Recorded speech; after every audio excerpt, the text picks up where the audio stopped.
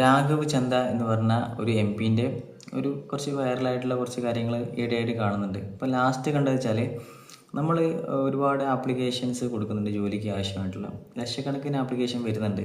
അതിൽ എന്തുകൊണ്ട് അതിൽ സെലക്ട് ആവാത്ത ആളുകൾക്ക് ഈ ഒരു ഫണ്ട് മുഖാന്തരമാണല്ലോ കൊടുക്കുക, ചെറിയൊരു ഫീസ് ഉണ്ടാവില്ലേ, ഈ ഫീസ് എന്തുകൊണ്ട് തിരിച്ചു കൊടുക്കുന്നില്ല എന്നൊരു ചോദ്യം ചോദിക്കേണ്ടായി.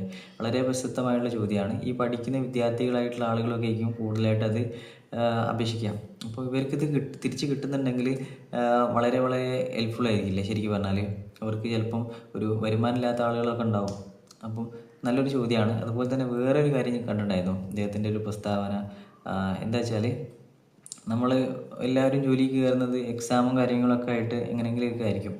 അപ്പം ഈ ഭരിക്കുന്ന ആളുകളുണ്ടാവുമല്ലോ, മെമ്പർ ആയിക്കോട്ടെ, എം പി ആയിക്കോട്ടെ, അങ്ങനത്തെ ആളുകളൊക്കെ അല്ലേ, അവർക്ക് ഒരു ക്വാളിഫിക്കേഷനും കാര്യങ്ങളും നോക്കുന്നുണ്ടോ എന്ന് ചോദിച്ചാൽ ചിലപ്പോൾ ഉണ്ടാവില്ല.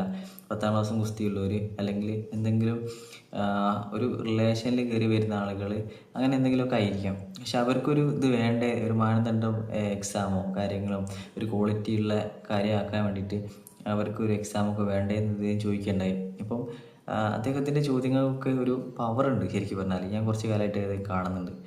അപ്പോൾ ഞാൻ പേഴ്സണലി അദ്ദേഹത്തിനെ വളരെ സപ്പോർട്ട് ചെയ്യുന്നുണ്ട്. എനിക്ക് രാഘവ് ചന്ദ് എന്ന് പറഞ്ഞ ആളെ ഒരുപാട് ഇഷ്ടമായി. പുതിയ വീഡിയോ ആയിട്ട് കാണാം.